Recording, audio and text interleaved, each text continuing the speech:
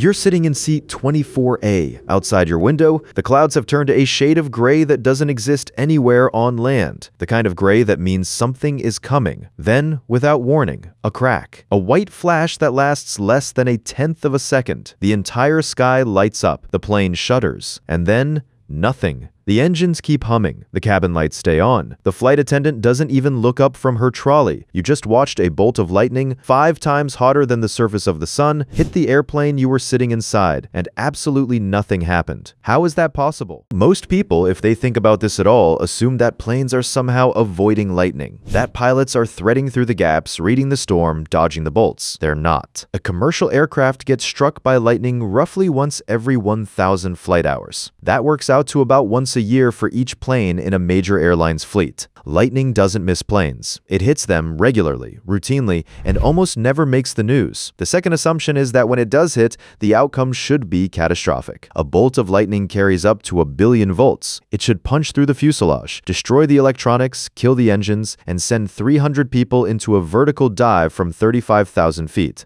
But that's not what happens either. The reason planes survive lightning strikes isn't luck, and it isn't the skill of the pilot. It's engineering so deliberate, so layered, and so counterintuitive that it took decades and a handful of disasters to get exactly right. And it starts with a physics principle that most people haven't thought about since school. If you've ever sat in a car during a thunderstorm, you were perfectly safe. Not because of the rubber tires, that's a myth so old it should be retired, but because of the metal shell surrounding you. When an electrical charge hits a conductive shell, something remarkable happens. The charge doesn't go through it. It travels around the outside surface, distributes itself across the entire structure, and the interior is left completely untouched. The electricity flows around you, not through you. This is called the Faraday cage effect, named after the 19th century physicist Michael Faraday, who first demonstrated it. And it is the single most important reason why you can survive a lightning strike at 35,000 feet. A modern commercial aircraft is, at its core, a sealed aluminum tube. Aluminum is one of the most conductive materials on Earth. When lightning strikes the plane, the electrical charge does exactly what it did in that car. It spreads across the outer skin of the aircraft at close to the speed of light, finds the path of least resistance, and exits at another point, usually a wingtip, the tail, or an engine nacelle. The passengers inside are sitting in the equivalent of a Faraday cage, protected by millions of volts traveling inches from their heads. But here's where it gets interesting, because that's only the first layer. And it's the layer that could have failed spectacularly if engineers hadn't solved a problem that almost nobody outside aviation has ever heard of. Here is something that surprises almost everyone. Most of the time, a plane doesn't get struck by lightning. It creates it. As an aircraft moves through a region of charged clouds, it builds up its own electrostatic field, the same charge separation that exists inside a thundercloud. The plane becomes part of the electrical circuit of the storm. And when conditions are right, the aircraft can actually trigger a discharge between 2 charged regions of cloud, with itself sitting in the path of the bolt. This is called a triggered strike. It accounts for the majority of lightning events involving aircraft. The plane doesn't just get unlucky. It initiates the event. When this happens, the bolt enters at one point on the aircraft, typically the nose, a wingtip, or a pitot probe, travels along the outer skin in microseconds and exits at another extremity. The entry and exit points leave behind something visible, a small burn mark, sometimes no bigger than a coin, on the fuselage. Aircraft engineers look for these marks during routine ground checks. They are so expected that the maintenance log of a commercial plane in regular service reads almost like a tally chart, each strike documented, most of them completely unremarkable. The Faraday cage handles the main lightning current, but lightning creates a second invisible problem that engineers took decades to fully solve. It's called precipitation static. As a plane flies through clouds, rain, ice crystals, and snow, each tiny particle collision deposits a small electrical charge onto the aircraft's surface. One collision is nothing, but over a few minutes in charged weather, billions of these tiny transfers accumulate into a massive electrostatic potential building up across the entire airframe. If that charge has nowhere to go, it starts discharging on its own, in random, uncontrolled bursts from the aircraft's antennas. Every radio frequency fills with a hissing wall of static. Communications become impossible. Navigation instruments give false readings. The aircraft is flying deaf and blind, not because of the lightning strike itself, but because of its own accumulated charge. Pilots in early commercial aviation knew this phenomenon well. It caused accidents, not by destroying the aircraft, but by destroying the pilot's ability to navigate. And when you can't navigate at night over mountains, the mountain wins. Look at the trailing edges of any commercial aircraft's wings and tail the next time time you board. You'll see rows of small, thin metal spikes, sometimes dozens of them jutting backward into the airstream. These are static discharge wicks. Their only job is to bleed the accumulated charge continuously off the aircraft and back into the surrounding air, slowly and harmlessly, before it can build to the level where random discharge begins. They are a controlled leak. The plane is always accumulating charge in stormy conditions. The wicks ensure it never accumulates enough to become a problem. But what about the electronic? Modern aircraft run on millions of lines of code, dozens of computer systems, hundreds of sensors. A lightning strike generates an electromagnetic pulse, and electromagnetic pulses are not friendly to electronics. This is where the engineering gets genuinely impressive. Every critical wire on a commercial aircraft is shielded inside conducting metal conduit, a smaller Faraday cage nested inside the larger one. The avionics bays are hardened. Critical systems are routed through physically separate paths in the aircraft, so that if one circuit is damaged, an identical backup assumes control automatically, faster than any human reaction time. The fuel systems, the one thing you genuinely do not want involved in a lightning event, are designed so that attachment points where the bolt enters and exits are kept far from any fuel vent. The interior of fuel tanks is maintained at a nitrogen-enriched atmosphere, removing the oxygen that any stray spark would need to ignite. Has any of this ever failed? Yes. In 1963, Pan Am Flight 214 was struck by lightning over Maryland. The bolt ignited fuel vapor near a wing vent. The plane came down. 81 people died. That single accident triggered a complete worldwide redesign of aircraft fuel venting systems. Every protection built into a modern aircraft's lightning safety design traces a direct line back to accidents like that one. The system works not because engineers were brilliant from the start. It works because they failed and rebuilt. The next time you're in seat 24A and the sky turns that particular shade of gray, here's what you're really looking at. You're inside a machine that has been struck by lightning hundreds of times in its operational life. A machine where every panel of aluminum skin, every shielded wire, every nitrogen-filled fuel tank, all of it is placed exactly where it is because someone, somewhere, worked out what happens when 1 billion volts decides to use your aircraft as a path to ground.